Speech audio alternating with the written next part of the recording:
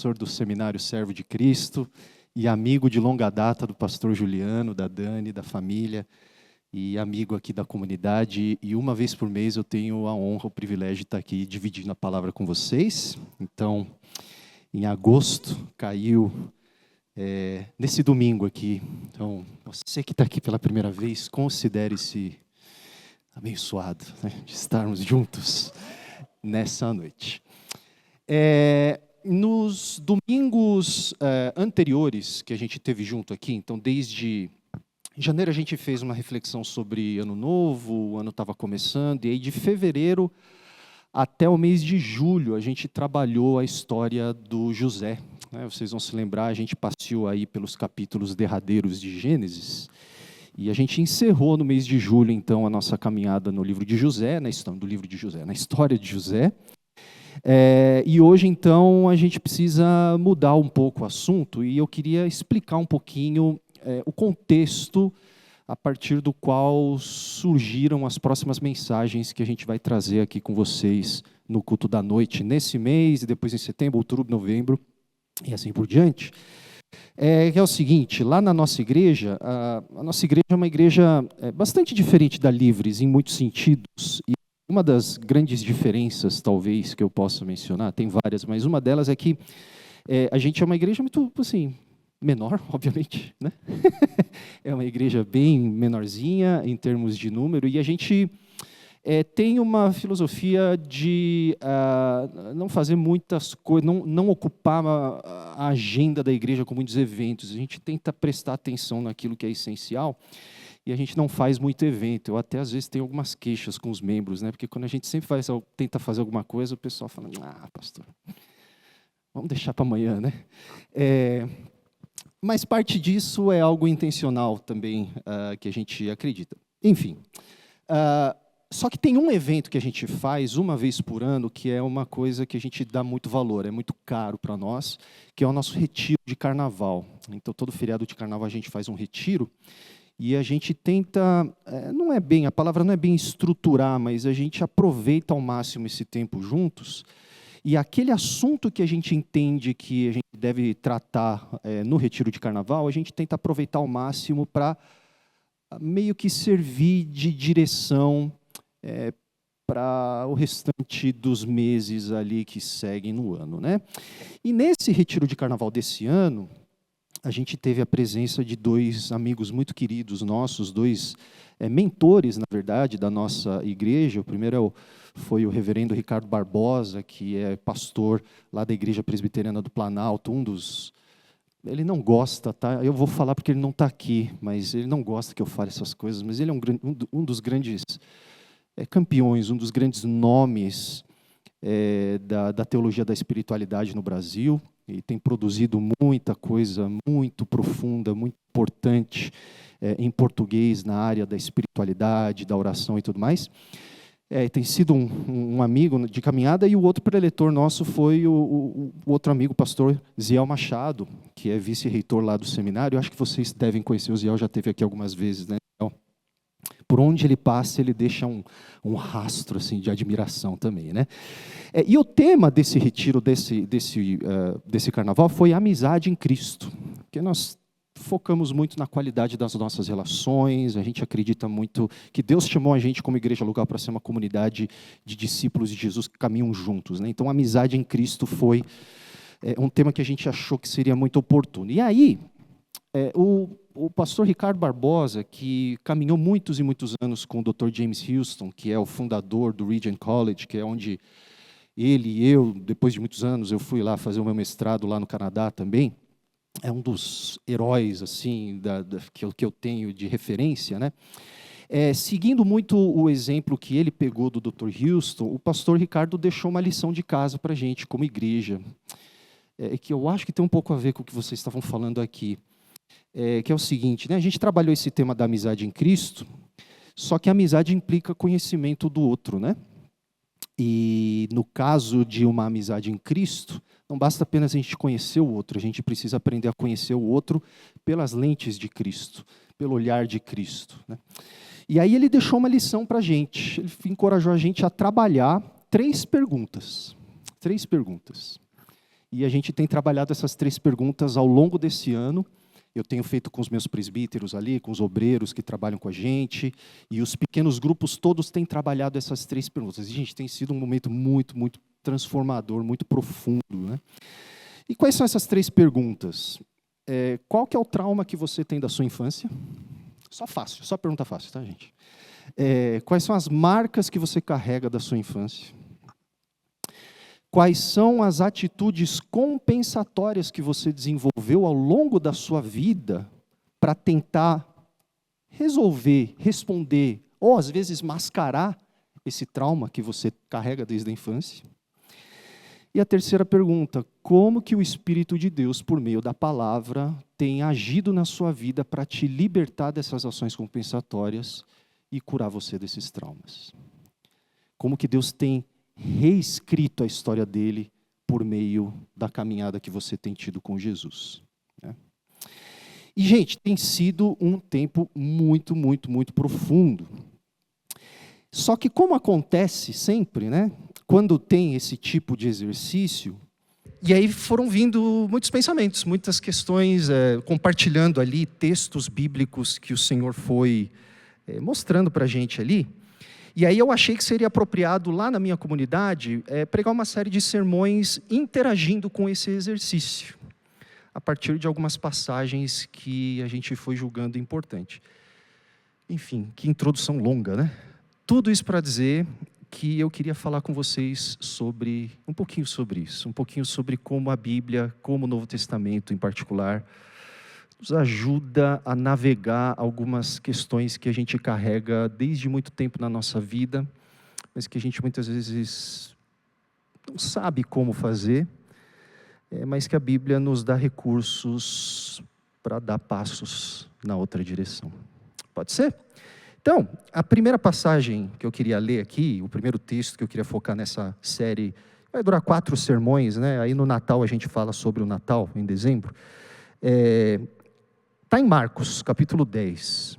Então, eu queria ler com vocês do verso 13 ao verso 16. Passagem muito bem conhecida, mas surpreendentemente tem algo bastante bacana para falar para a gente aqui. Marcos 10, 13 a 16. Vou ler na Nova Almeida atualizada, que diz assim: Então trouxeram algumas crianças a Jesus para que as abençoasse, mas os discípulos os repreendiam. Jesus, porém, vendo isto, indignou-se e disse-lhes: Deixem que os pequeninos venham a mim, não os impeçam, porque dos tais é o reino de Deus.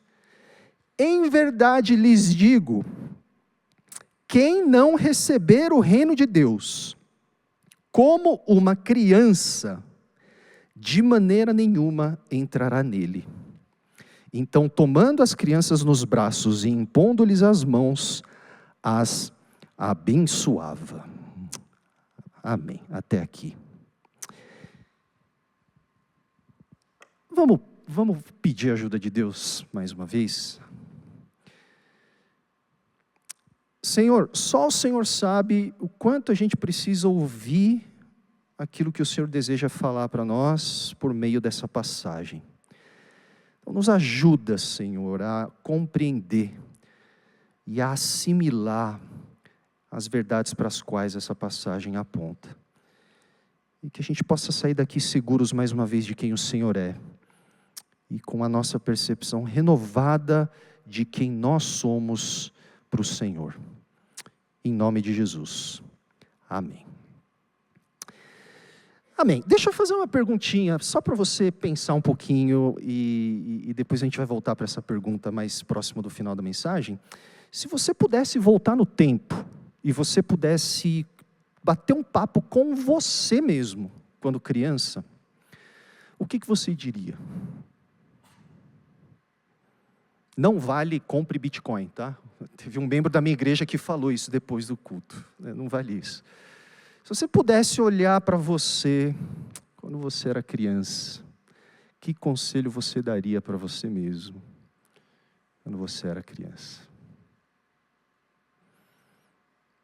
Pensou?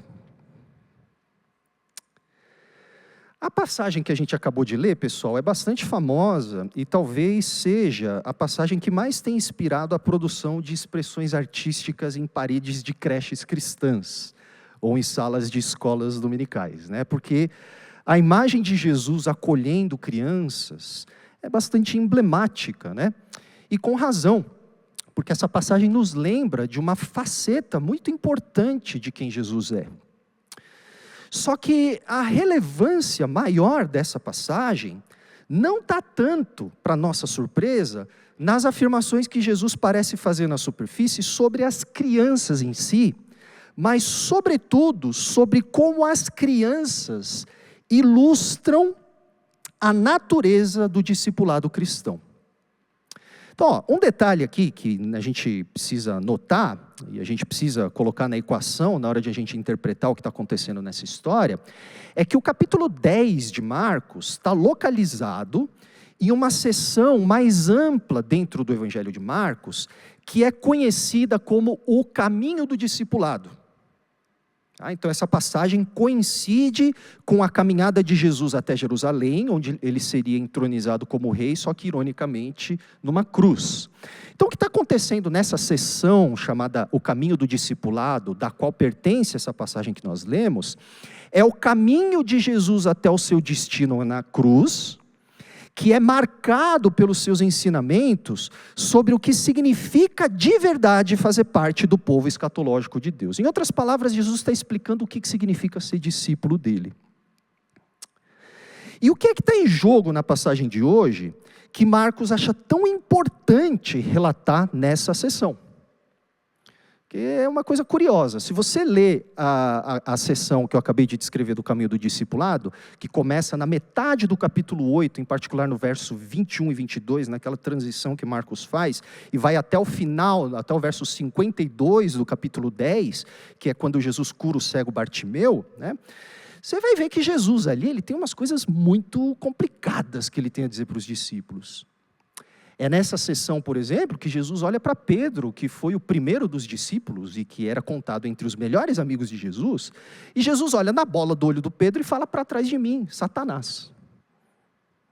E é nessa passagem também que Jesus fala que ser discípulo significa tomar sua cruz e segui-lo até a morte.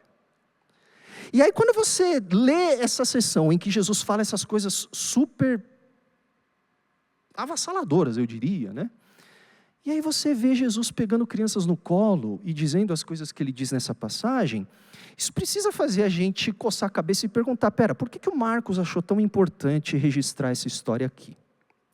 E olha só, a história que a gente acabou de ler se inicia com Jesus já ensinando na região da Judéia, já mais próximo, portanto, de Jerusalém. Então ele já está um pouco mais perto do destino para onde ele estava indo. E aí lá pelas tantas, em que Jesus está pregando o reino de Deus, ele está ensinando sobre o significado do discipulado cristão, lá pelas tantas algumas pessoas que presumivelmente são alguns pais, eles trazem algumas crianças na presença de Jesus com o intuito de que essas crianças recebessem uma bênção da parte de Jesus. Esse é o sentido dessas pessoas terem desejado que Jesus tocasse nas crianças. E, gente, isso aqui era um hábito comum entre os judeus do primeiro século. Quando eles ficavam sabendo que estava chegando um grande mestre, às vezes um grande mestre fariseu, um grande escriba, um grande líder religioso, vamos usar esse termo religioso aqui para ficar mais fácil da gente entender, quando chegasse algum líder importante, era hábito comum as pessoas que tinham crianças levar essas crianças para que essas crianças fossem abençoadas. Tá? Agora, olha só, isso aqui é importante. A gente que vive no Ocidente, a gente que vive no Brasil hoje, a gente já está profundamente influenciado por valores cristãos. E a gente não se dá conta de que aquele pedido que aqueles pais fazem para Jesus poderia de fato ter causado certo desconforto nos discípulos de Jesus. Por quê? Porque, gente, no mundo mediterrâneo do primeiro século, as crianças pertenciam aos andares inferiores das estruturas sociais do mundo greco-romano daquela época. Crianças, em outras palavras, não possuíam qualquer tipo de status.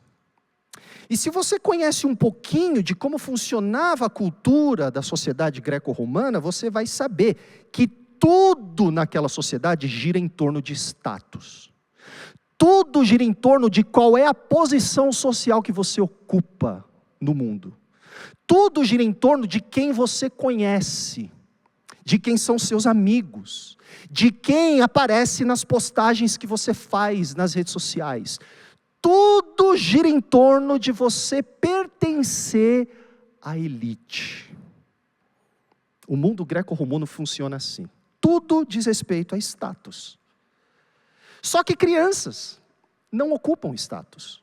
Elas não têm status. Porque crianças eram vistas como seres sem agência. Alguns filósofos daquela época chegaram a dizer que crianças eram carentes de racionalidade.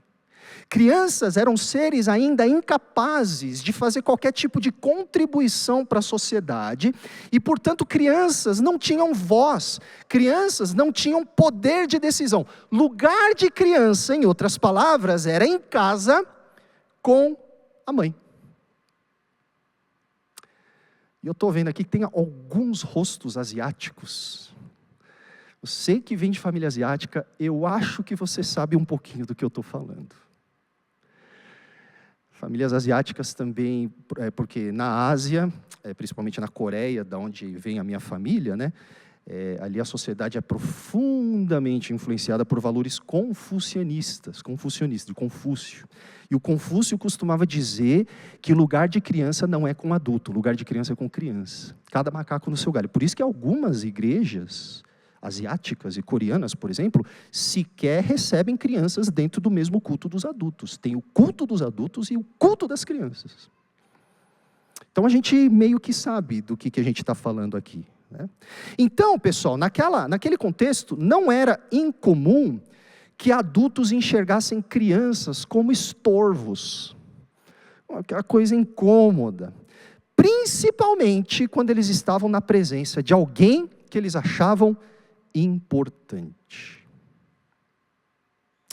E pelo que tudo indica, pessoal, na opinião dos discípulos, não era apropriado trazer crianças diante de Jesus naquele momento. Por quê? Porque eles estavam caminhando, pessoal, em direção a Jerusalém, para que Jesus pudesse ser coroado rei. É por isso que quando aquelas pessoas se aproximam de Jesus acompanhadas de crianças, os discípulos as repreendem. Por quê? Porque na cabeça dos discípulos, Jesus era alguém importante demais, ocupado com coisas sérias demais, para perder o seu precioso tempo com meras crianças. Se a pessoa que se aproximasse de Jesus fosse membro de algum grupo religioso de respeito, como acontece com o fariseu na passagem anterior, ou se fosse alguém com grandes riquezas, como acontece com um homem rico na passagem seguinte, aí tudo bem, os discípulos não se oporiam. Mas crianças, Jesus não tem tempo para perder com crianças. Só que tem uma curiosidade aqui, pessoal. O curioso é que se você lê Marcos do começo ao fim, e é assim que a gente tem que ler a Bíblia, né? Você vai reparar que no capítulo anterior, no capítulo 9 do Evangelho de Marcos, em particular nos versos 33 a 37, Jesus já tinha ensinado para os seus discípulos que o reino de Deus tinha a ver com o plano de Deus de fazer o quê, pessoal? O que é o reino de Deus? O reino de Deus é a realidade de que o plano de Deus de consertar a bagunça que o pecado havia causado e como resultado virar de ponta cabeça todos os padrões humanos de status que contradizem a maneira de Deus enxergar as pessoas, havia de fato chegado. Então, se o reino de Deus chegou, e de fato ele chegou na pessoa de Jesus, toda a bagunça que o pecado causou seria corrigida. E parte dessa bagunça seria justamente essas estruturas de poder, essas dinâmicas de poder que seres humanos pecadores, idólatras criaram para se diferenciar um do outro.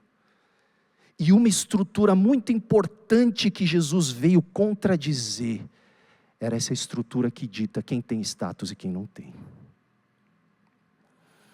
Então, no reino inaugurado por Jesus, qualquer pessoa que se aproxime dele é bem-vinda, independentemente da sua posição social. Seja rico, seja pobre, seja livre, seja escravo, seja homem, seja mulher, seja adulto, seja criança. Todo mundo é bem-vindo no reino de Deus, porque Deus não considera as pessoas com base naquilo que elas podem ostentar na sociedade. Deus olha todas as pessoas a partir do seu amor e da sua graça. Todo mundo no reino de Deus está nivelado pelo mesmo desejo de Deus de fazer das pessoas participantes da nova criação. A implicação disso, pessoal, é que no reino de Deus é algo absolutamente ridículo discutir quem é o maior. Principalmente quando o critério que a gente usa para esse tipo de comparação é um critério mundano. Então vira e mexe lá no seminário, né? Normalmente é aluno novo que faz esse tipo de pergunta, né? Tá gravando, né? Bom, já foi. Fica a dica, pessoal, né?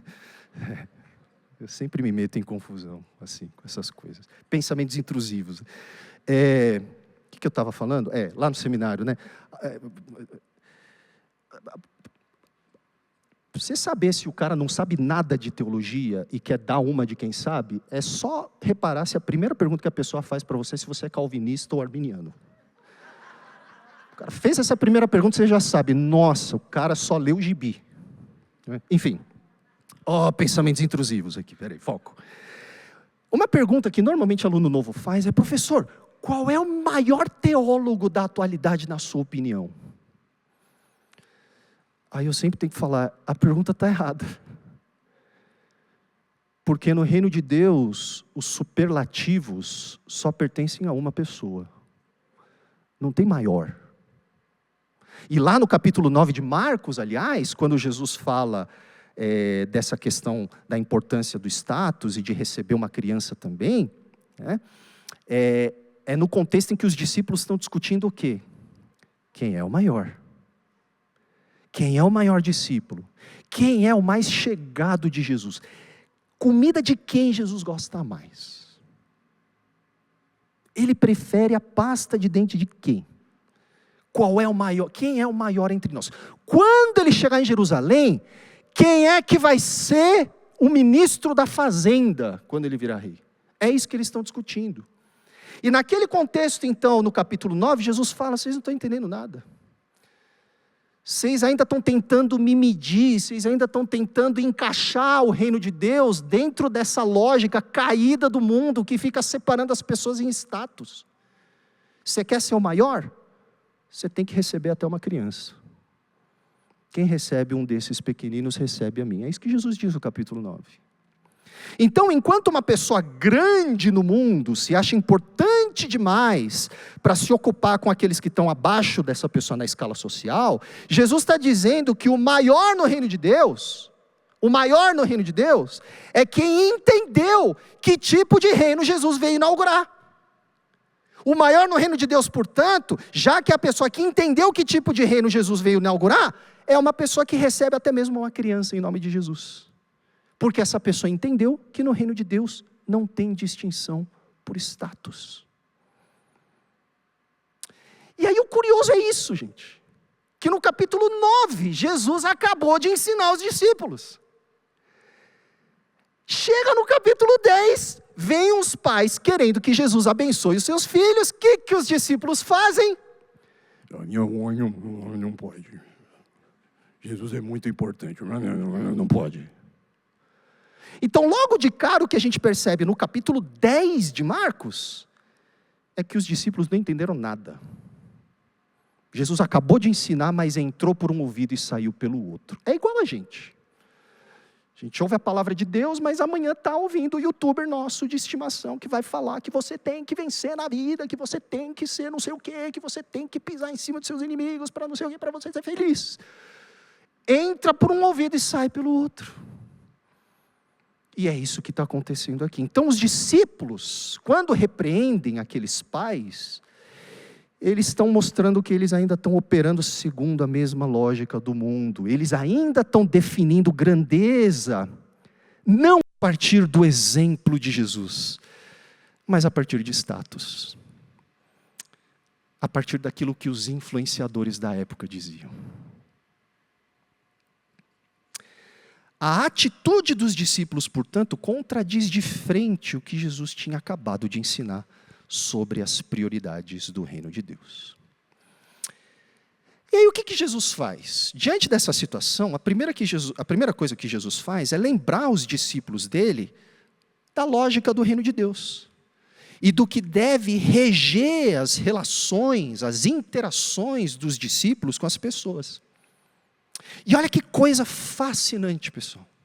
Jesus vai lembrar os seus discípulos de tudo isso como?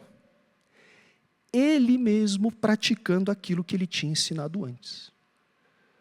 Verso 16, então tomando as crianças nos braços e impondo-lhes as mãos, Jesus as abençoava. E aqui, gente, eu acho impressionante. Tanto a paciência de Jesus está pegando um papel e uma caneta e desenhando para eles. Vocês não entenderam? Então deixa eu desenhar para vocês. Mas também o que me impressiona é a coerência da vida de Jesus com o seu ensino. Porque pouco tempo atrás ele tinha falado sobre o que de verdade definia grandeza no reino de Deus, mas parece que tudo aquilo tinha entrado por um ouvido e saído pelo outro nos discípulos. Mesmo assim, Jesus segue adiante e ele mesmo encarna o que ele tinha ensinado para os seus discípulos. Não tem nada que Jesus peça de seus discípulos que ele mesmo não esteja pronto a realizar, que ele mesmo não modele.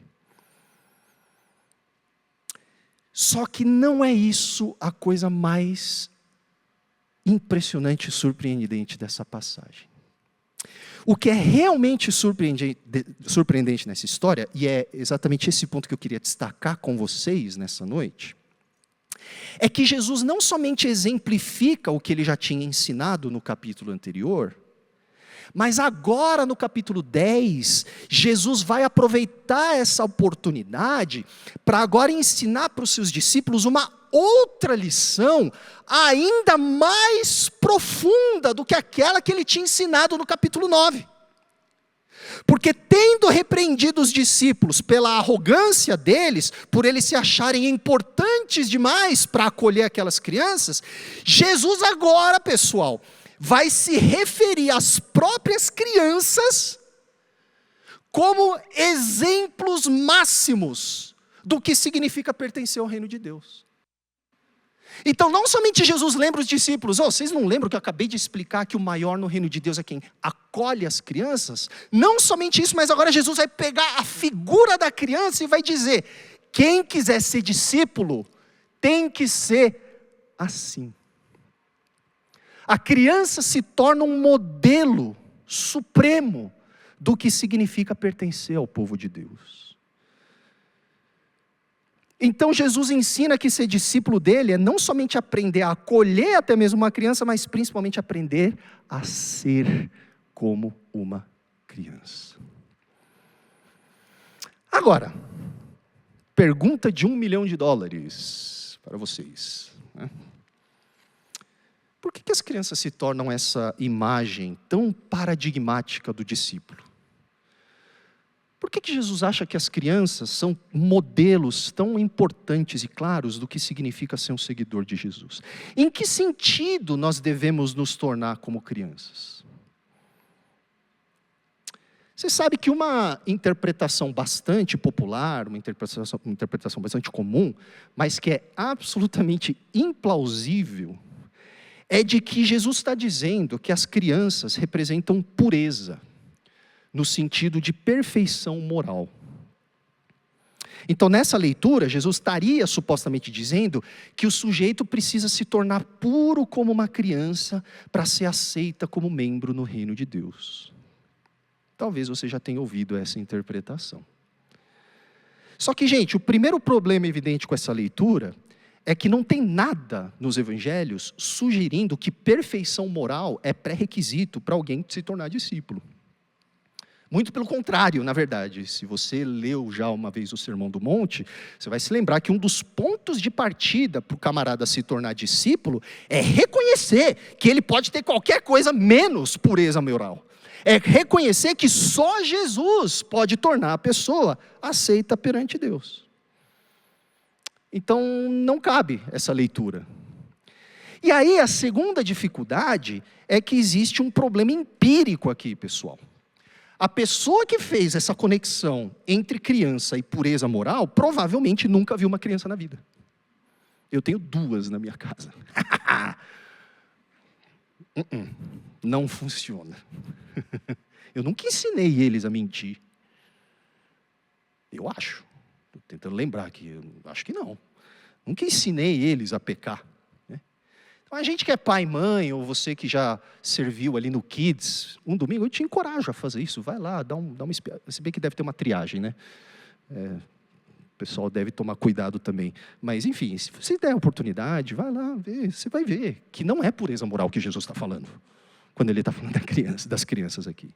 A gente que é pai e mãe sabe que ninguém precisa ensinar uma criança a perder a pureza, porque é muito claro que a gente já nasce mestres em pecar.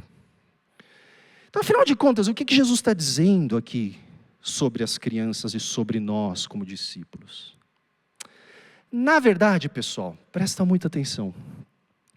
Justamente porque as crianças eram vistas como insignificantes para a sociedade da época, como a gente acabou de explicar, já que as crianças não tinham status nenhum, elas eram as que melhor sabiam fazer aquilo que Jesus considera essencial para qualquer pessoa se tornar um discípulo dele. A criança não tinha status e por isso ela era expert em depender. Crianças, pessoal, eram símbolos de incapacidade e, portanto, de dependência. Crianças representavam, e ainda representam hoje, a habilidade única que elas têm de reconhecer que elas precisam de alguém além delas para subsistir, para viver. Crianças não fazem nada para sobreviver por elas mesmas, porque elas simplesmente tomam como certo. Gente, é intuitivo para elas, ninguém precisa explicar isso para elas. Crianças nascem sabendo, elas sabem, elas tomam como certo a realidade de que elas não sabem viver por elas mesmas, e por isso elas não se incomodam em reconhecer que precisam de ajuda. Eu falei que tenho 2 em casa, mas na verdade é meio imprecisa essa afirmação, porque a primeira já é adolescente. Então, esses dias eu fui pedir ajuda para ela para abotoar a minha camisa, que eu ia fazer um casamento, né? A gente usa camisa de vez em quando tem que fazer casamento. Ela falou: pai, eu estou fazendo a minha unha. Eu falei: desculpa, adolescente. Ups, não está mais aqui quem falou, né? Mas eu tenho uma criança ainda, que é o caçula, o Rafa. O Rafa tem 9 anos, né?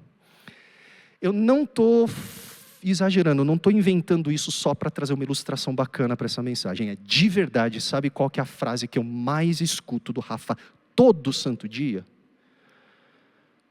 Alguém me ajuda. Principalmente quando ele está no banheiro.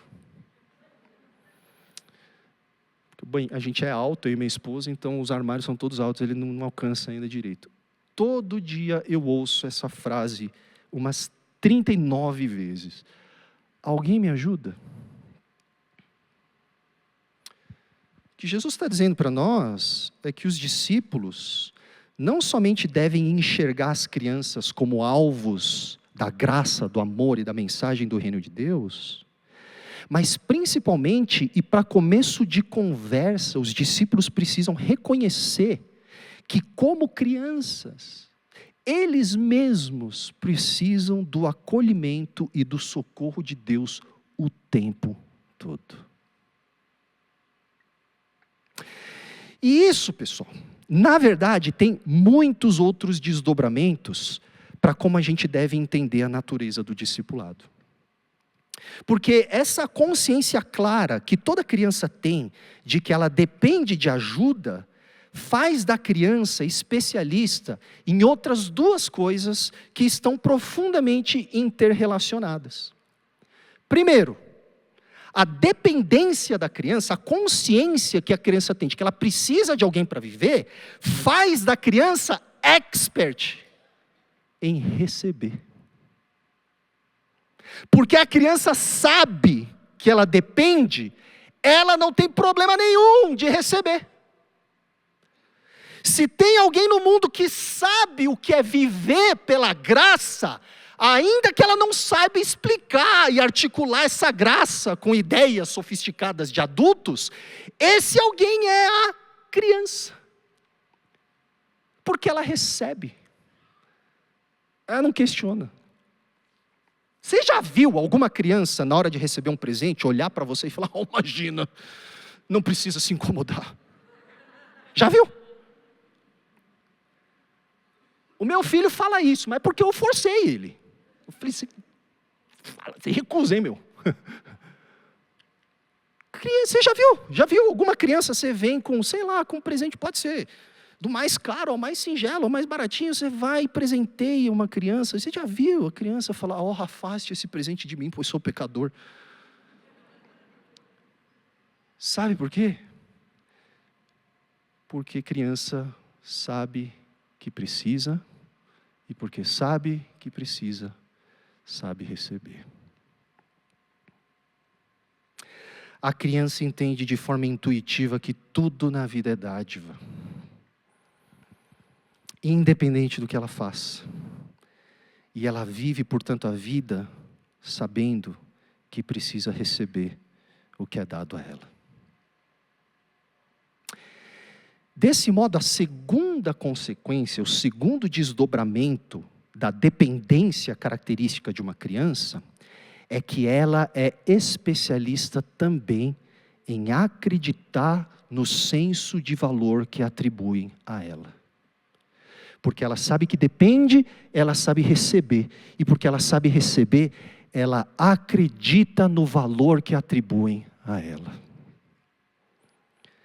Se tem alguém no mundo que acredita no que os outros falam, esse alguém é a criança, não é verdade? Por isso que a gente ensina para os nossos filhos o quê? Não acredita em tudo que as pessoas falam. Principalmente se essa pessoa você não conhece. Porque é da natureza da criança, é intuitivo, ela acredita. Tem, portanto, o velho clichê que a gente fala, que crianças aprendem. Porque já que a criança sabe receber, ela também assimila. E assimilando, ela aprende. Criança é esponja, a gente costuma falar, não é verdade? Absorve tudo. Por isso, cuidado com a Peppa Pig, né? Não é isso que a gente fala, né? A gente chegou num ponto que a gente está com medo da Peppa Pig, pessoal. Enfim, não vou entrar nesse assunto, porque eu não quero gerar polêmica aqui com a Dani, mas eu acho que o evangelho é um pouquinho, enfim, do que a gente ficar preocupado com a Peppa Pig. Mas, enfim. Por quê? Porque as crianças são esponjas, elas aprendem, não é verdade? Crianças assimilam. Então, se a primeira pergunta que eu mais ouço do meu filho, se a primeira frase que eu mais ouço do meu filho é, eu preciso de ajuda. Sabe qual que é a segunda? Coladinho. Eu tenho uma pergunta. De verdade, do caminho da minha casa até o colégio são 15 minutos de carro. Nesses 15 minutos, toda manhã, eu nem acordei direito, eu dirijo no automático, assim, memória muscular. E o meu filho faz umas 19 vezes essa pergunta. Pai, eu tenho uma pergunta. Eu tenho uma pergunta. Só que aqui que está. O que a criança mais aprende dos outros é sobre quem ela é. A criança constrói a sua identidade Não a partir de convicções pessoais que ela adquiriu no ventre da mãe. Já viu um bebê falando, nossa, eu sou minha identidade? Lógico que não. A criança vai adquirindo o senso de quem ela é, como? Costurando as muitas coisas que ela vai ouvindo e experimentando e aprendendo em suas relações mais imediatas. É por isso, gente, que absolutamente tudo que a gente é hoje, de uma forma ou de outra, direta ou indiretamente, volta para aquilo que nós ouvimos, aprendemos e acreditamos. Quando? Quando a gente era criança, na infância. Principalmente dos nossos pais. Quando o seu filho volta da escola e fala, a minha cabeça é muito grande, foi você que falou? Não foi você que falou. Mas ele acreditou. Porque ele mede a percepção dele a partir daquilo que o outro fala. E tudo isso, pessoal, faz parte do que a gente significa ser seres humanos, criados à imagem e semelhança de Deus. Por quê? Porque nós fomos criados para viver conscientes de que tudo na vida é dádiva. Para encontrarmos a nossa identidade não dentro de nós, mas em nossas relações além de nós. E é precisamente aqui, portanto, que está o dilema, gente. O dilema é que tem muita coisa que a gente ouviu, experimentou e aprendeu na infância. E, infelizmente, tem muita coisa que a gente ouviu, experimentou e aprendeu dos nossos pais. Ou na ausência deles, seja uma ausência parcial ou total, que, infelizmente, mais nos prejudicou do que nos ajudou. Porque assim como eu e você, os nossos pais também foram pecadores. Eles também tiveram a cabeça e o coração deles bagunçados. E os nossos pais também tiveram pais que foram pecadores, que tinham cabeça e coração bagunçada. Que por sua vez, os nossos avós tinham pais, os nossos bisavós, que tinham pais que eram todos pecadores, bagunçados, com valores estranhos, alheios ao evangelho. Qual que é o ponto? O ponto, gente, é que em nossa infância, muitas vezes, nós ouvimos, experimentamos e aprendemos ideias sobre quem nós somos de pessoas bagunçadas, de formas bagunçadas, de modo que nós mesmos, que já nascemos bagunçados por conta do pecado, ficamos ainda mais afetados por esse deslocamento da nossa identidade, porque lá atrás alguém falou uma coisa que a gente acreditou. Então, aqueles que deviam ser instrumentos da nossa edificação no caráter de Deus, infelizmente, em alguns momentos ou em muitos momentos, seja de forma proposital ou sem querer, nos convencendo de que o nosso valor não está simplesmente no amor e na graça de Deus, mas em alguma expectativa social a que a gente precisa corresponder.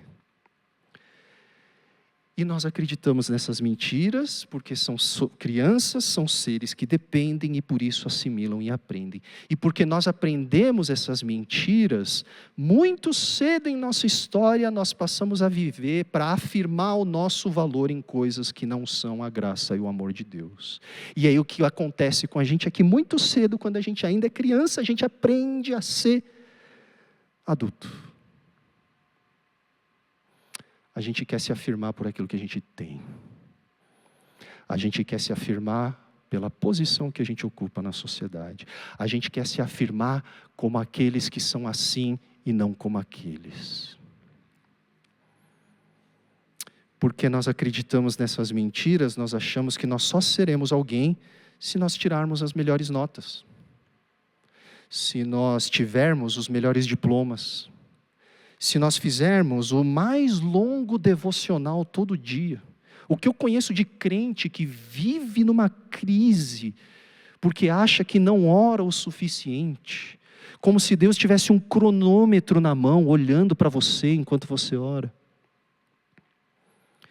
Nós pensamos, porque nós acreditamos nessas mentiras, nós pensamos que nós só seremos alguém, nós só teremos algum valor se nós ganharmos os melhores salários, se ocuparmos os melhores cargos, Se ganharmos a medalha que o coleguinha não ganhou. O Rafa faz futebol 3 vezes por semana e sempre que tem joguinho, eu fico impressionado com como ganhar é um troço absolutamente visceral para essas crianças. Elas aprendem que elas só vão ser alguém na vida se elas ganharem o jogo de futebol. Elas saem, algumas delas, o meu filho não, né? Meu filho não está nem aí. Mas, o que talvez eu tenha que ter uma conversa também. Mas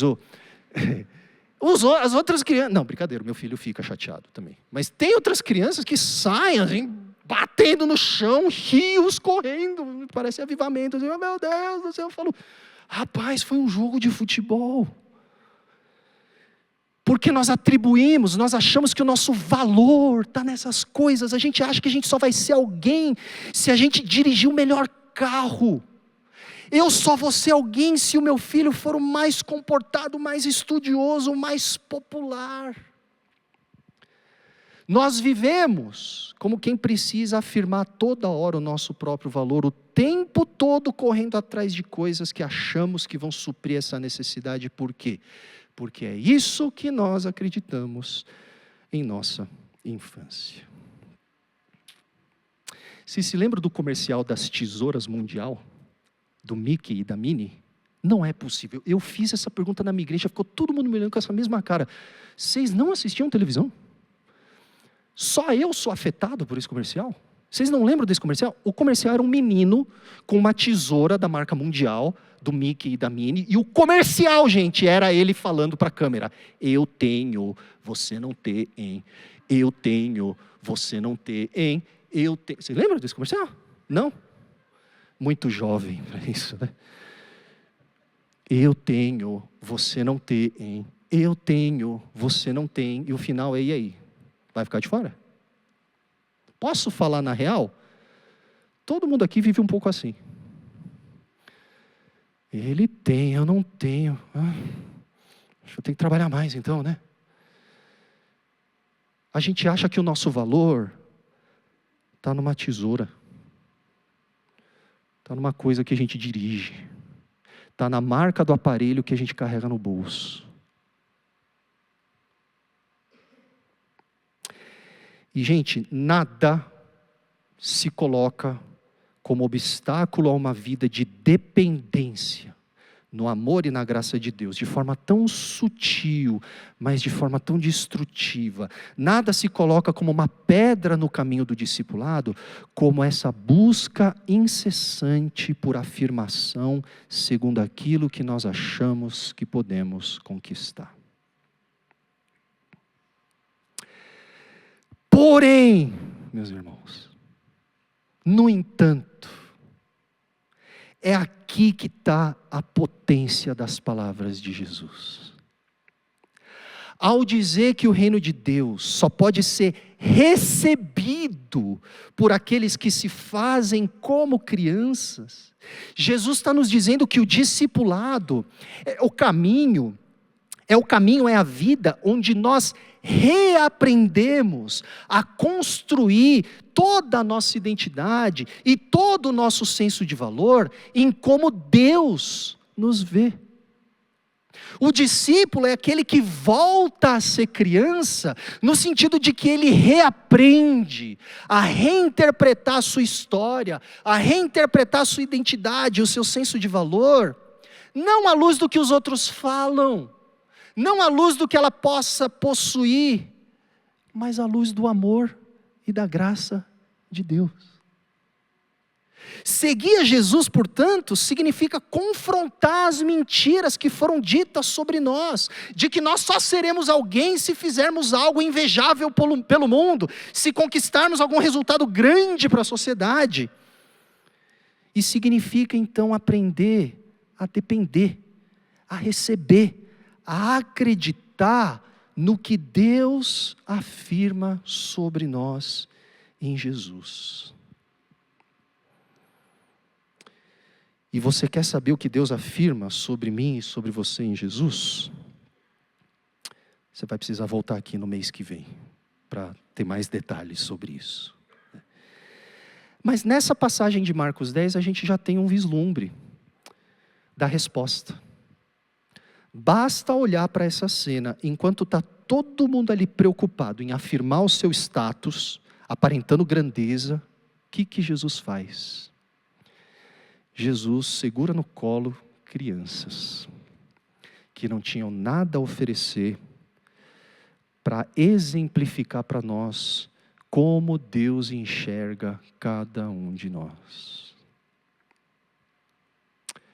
Você sabe, né? A gente faz um monte de coisa, a gente se esforça. Eu disse lá na igreja, a igreja dá maior trabalho, a gente vai, tem um monte de coisa que a gente tem que fazer, trabalho, suor. Deus olha para a gente e Ele vê a gente como crianças. Você que tem filho pequeno, que ainda não chegou na idade de fazer lição de casa, vai chegar a sua hora de você ter que mentir para o seu filho, quando ele trouxer o trabalho de artes. Ele vai trazer uns rabiscos à la Jackson Pollock, você vai ver e vai falar, nossa, que lindo. O curioso é isso, a gente fala, nossa, que lindo, aí depois pergunta, o que é? Né? O que é isso? O que é isso? Nossa, que lindo. Eu não quero sentimentalizar as coisas, mas você realmente acha que aquilo que você faz, Deus olha e fala, uau! Caramba, Bernardo, eu nunca pensei nisso, rapaz. Sabe como Deus olha para mim? Os livros que eu escrevo, as aulas, os sermões que eu preparo, todo o meu esforço, Ele olha como eu olho para o meu filho trazendo a lição de artes. Ele fala, muito bom, filho, continua tentando. E você sabe quem precisou aprender essa lição também? Jesus. Eu não sei se você já reparou nisso, mas Jesus começa o seu ministério na cena do batismo. Em todos os 4 evangelhos, os 4 evangelistas são unânimes em nos dizer que Jesus começa o seu ministério quando ele é batizado por João Batista no Rio Jordão. E os 4 evangelistas são unânimes em nos dizer que quando Jesus passa pelas águas do batismo, se identificando com a história do seu povo, justamente para poder representar esse povo perante Deus, o que acontece é que os céus se rasgam, os céus se abrem, e do céu vem a voz do Pai que diz para Jesus o quê? Você é o meu filho amado, em quem eu tenho prazer. Agora presta muita atenção. No batismo, Jesus não curou ainda nenhum enfermo. Ele não pregou nenhum sermão. Ele ainda não se entregou para morrer na cruz. Não fez nenhum ato grandioso no seu ministério. Mas Deus afirmou o amor que Ele tinha por Jesus, antes mesmo de Jesus fazer tudo isso. Porque nem o valor de Jesus Ele adquiriu naquilo que Ele fazia, ou naquilo que Ele conquistava. O valor de Jesus estava todinho construído no amor e na graça que Deus tinha por Ele. Então aqui está a lição que os discípulos precisavam entender. Os discípulos acabaram de se recusar a receber aquelas crianças, só que ironicamente eles tinham que entender que eles só podiam estar ali na presença de Jesus porque antes de qualquer coisa que eles pudessem ter feito, eles mesmos tinham sido acolhidos por Deus como crianças. Sabe, pessoal, uma das verdades que eu mais enfatizo nas mensagens que eu prego na minha igreja e fora dela, por aí, na sala de aula, é que a Bíblia define a vida cristã em termos de discipulado. A vida cristã na Bíblia significa recebermos o chamado no Evangelho de imitarmos a Jesus em obediência. Porque é nesse caminho de obediência que a gente é transformado à sua imagem e a gente participa dos propósitos que Deus tem para o mundo por meio de nós. E de fato, gente, a gente precisa tomar muito cuidado aqui para não sentimentalizar a mensagem de Jesus no Evangelho de Marcos, porque conforme eu já mencionei, em Marcos é muito claro que ser discípulo não é permanecer em um estado perene de infantilidade ou de irresponsabilidade. A afirmação que Jesus ouviu na cena do batismo, de que Deus amava ele, significava necessariamente a sua vocação árdua de cumprir o papel de rei escatológico e salvador do mundo. Então, por favor, não se esqueçam que ser discípulo é irredutivelmente receber a responsabilidade de aprender como Jesus viveu. Porque o sentido da nossa vida e a nossa verdadeira felicidade só podem ser encontradas no caminho do discipulado. Só que o que Jesus ensina nessa passagem é uma verdade ainda mais fundamental, que deve inclusive ser o ponto de partida de toda a nossa obediência, sem a qual, na verdade, é simplesmente impossível a gente seguir o caminho do discipulado. E a lição é essa. Antes de se traduzir em uma série de coisas que nós fazemos, o discipulado é o exercício por meio do qual nós aprendemos a depender de Deus, inclusive para entendermos quem somos, para recebermos o nosso senso de valor. O discípulo é aquele que sabe que precisa de Deus e por isso depende de Deus. E porque o discípulo depende de Deus, ele acredita nas coisas que Deus pensa sobre ele. O discípulo acredita que o seu valor não depende do que ele tem ou do que ele consegue realizar, mas do amor e da graça de Deus. Então, se você pudesse voltar no tempo, o que você falaria para você mesmo quando criança? O que você falaria para você? Qual que é o conselho que você daria para você mesmo quando criança? Se você não soube direito o que responder, deixa eu talvez tentar te ajudar aqui. Sabe uma das formas mais profundas que Deus tem usado para falar comigo? Nos últimos anos, o pessoal fala a Bíblia, né? Livros de teologia. Verdade, claro, tá? Leiam os meus lábios, ninguém está dizendo que essas coisas não são importantes. Mas tem um instrumento que Deus encontrou que tem sido muito útil para mim, tem sido algo muito profundo, uma forma muito interessante que Deus tem usado para falar comigo. É um troço chamado Google Fotos. Vocês têm no celular de vocês o Google Fotos? É backup de fotos, basicamente, né?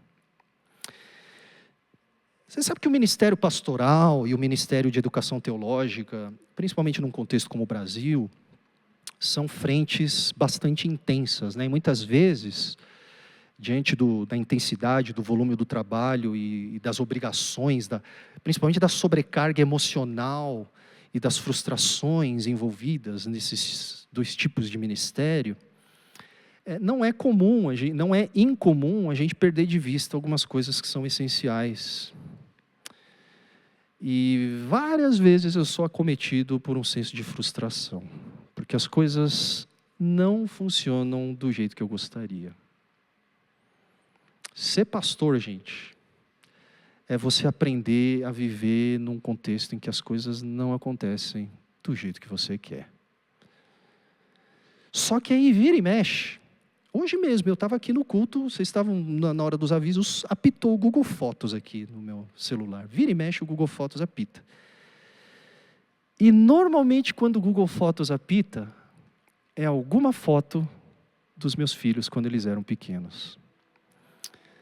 Eu mostraria uma foto aqui, mas minha esposa e eu somos muito cautelosos com a imagem dos nossos filhos em público, e ainda esse negócio todo aí que a gente está vendo no jornal, só confirma que a gente tomou a decisão certa de botar foto nenhuma das nossas crianças na internet, né? Mas, enfim, foto dos nossos filhos quando eles eram crianças, e é impressionante. Sempre que eu olho para uma dessas fotos, é como se alguém tivesse aberto a janela e como se estivesse soprando uma brisa fresca pela janela.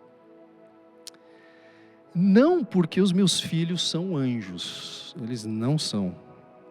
Tá? Percebam a cabeça prateada aqui, para saber que os meus filhos não são anjos. Meus filhos precisam ainda de correção, instrução, encorajamento, o tempo todo. E eles dão muito trabalho para a gente ainda. Só que quando eu olho para essas fotos, gente, eu sorrio, sabe por quê? Porque eu me lembro do amor que eu tenho por eles e de que esse amor não depende de nada do que eles façam.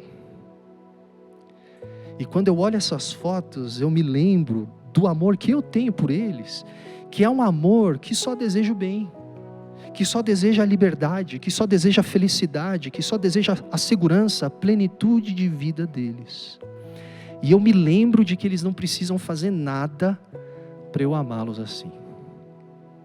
Eles só precisam acreditar e receber. Só que tem um detalhe nessa história. O detalhe, pessoal, é que eu sou um cara perigosíssimo. Eu sou muito pecador. Eu sou muito quebrado. Eu sou muito, muito, muito orgulhoso e egoísta e mau. E aí eu me lembro das palavras de Jesus no Sermão do Monte. Vocês são maus e vocês sabem dar coisas boas para os seus filhos. E imagina o Pai de vocês que está nos céus. E aí eu sou lembrado de que o amor com o qual eu sou amado por Deus é perfeito. Não porque surgiu em mim, mas porque surgiu dele. E eu me lembro de que eu sou amado por Deus com um amor do qual o meu próprio amor pelos meus filhos, que parece infinito, não passa de um reflexo imperfeito. E aí eu me lembro de qual é o espaço onde todo o meu senso de valor e toda a minha identidade precisam habitar. Não é nas coisas que eu faço, não é nas coisas que eu tenho, mas é no amor e na graça do Deus e Pai de Jesus, que olha para mim como uma criança e não despreza nenhuma criança, nem mesmo a mim. Então, se eu pudesse voltar no tempo, sabe o que eu falaria para mim, para o meu eu criança? Eu olharia para mim e diria: Bernardo, acredita em Deus. E acredita no que Ele fala sobre você. E sobre o valor que você tem para Ele. E sabe qual que é a boa notícia, gente? A gente não precisa voltar no tempo para ouvir Deus falar essas coisas para a gente. A gente pode olhar para Jesus e ver Jesus olhando de volta para nós e nos convidando a acreditar que Jesus continua a nos acolher ainda hoje, como Ele acolheu aquelas crianças. Então, volte a ser criança, volte a acreditar em Deus, volte a depender de Deus, volte a receber aquilo que Deus fala sobre você. Podemos orar sobre isso? Pode ser?